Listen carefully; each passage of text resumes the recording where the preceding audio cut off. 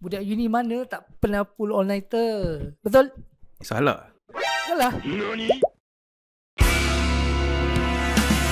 Pertama, saya seorang pelajar sosiologi. Kedua, saya tahu bahasa isyarat. Ketiga, tahun ni saya ada 3 CCA. Saya rasa di tahun awak tak ada 3 CGA lah. Salah.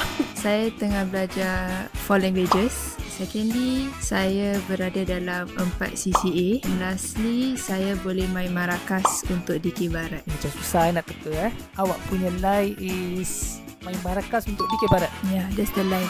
Answer pertama yang betul. Saya pernah perform untuk DK. Saya pernah lawan dalam sebuah pertandingan silat. Dan saya pernah perform untuk tarian Melayu, Malay Dance. Awak bedek lah, awak penari. Adakah saya betul? Betul. Saya dalam sukan lawan pedang. Saya dalam silat. Saya dalam swimming. Mana satu lie dia? Awak bukan seorang pesilat. Salah. Saya pesilat.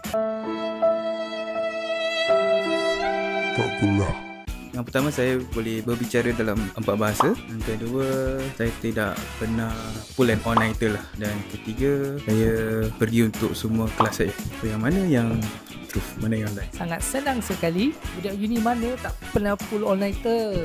Salah. Thank you PB Mooks for lining us.